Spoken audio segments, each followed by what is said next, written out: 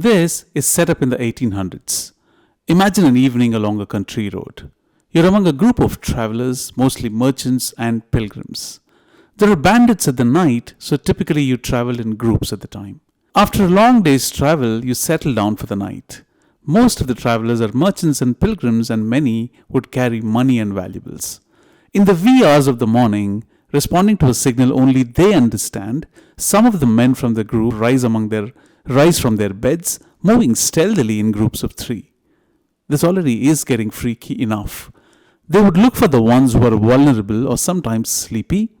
One of them holds the feet, the other one holds the hands, and the third one swiftly strangles the victim's neck and kills him. In the early 1800s in India, a secret society existed that seemed straight out of a horror movie.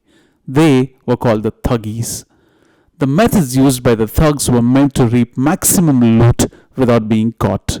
They did not attack travelers unless their own numbers were greater than those of the victims. They conned travelers they meet. This would give them a chance to assess the wealth their targets might have. They usually attacked in the evening. A common method used was to distract the victim by engaging in a conversation so that the others in the band could strangle them swiftly from behind.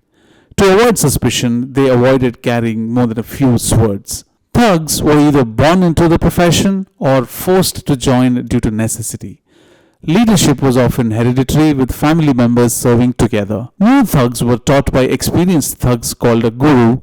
Female thugs also existed and they were called baroni. Important male thugs were called baru. They also had a language for themselves which was called as Ramasi. The Thuggee assassins were eventually suppressed by the British rulers of India in the 1830s after the implementation of the Thuggee and Dacoity Suppression Act. Today, a term which is widely used throughout the world to refer an aggressive or a violent young criminal is a thug. It is a spine-chilling story, in fact.